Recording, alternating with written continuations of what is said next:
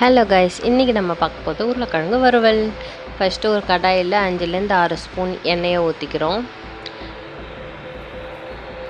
இப்போ இன்னொரு பாத்திரத்தில் 5லேருந்து 6 உருளைக்கிழங்கு, அப்புறம் மஞ்சத்தூள், மிளகாய்த்தூள், உப்பு, அப்புறம் மிளகுத்தூள் இது எல்லாத்தையும் போட்டு நல்லா கலந்து வச்சுக்கிறோம்.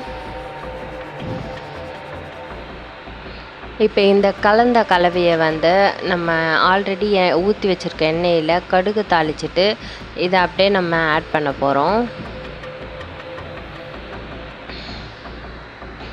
இப்போ ஆட் பண்ணியாச்சு.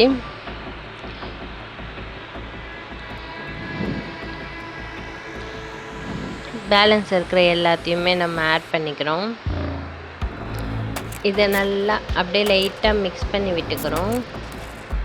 ஏன்னா உருளைக்கிழங்கு ஆல்ரெடி பாயில் ஆகிருக்கிறதுனால நம்ம அந்த மசாலாவோட இது பச்சை வாசனை போகிறதுக்காகவும் அதை நல்லா உருளைக்கிழங்கோடு மிக்ஸ் பண்ணி அதோட டேஸ்ட் கொடுக்கறதுக்காகவும் மட்டும்தான் நம்ம இப்போ எண்ணெயில் போட்டு நல்லா ஃப்ரை பண்ண போகிறோம். எண்ணெய் உங்களுக்கு கம்மியாக இருந்துச்சுன்னா இன்னும் கூட கொஞ்சம் எண்ணெயை ஆட் பண்ணிக்கோங்க.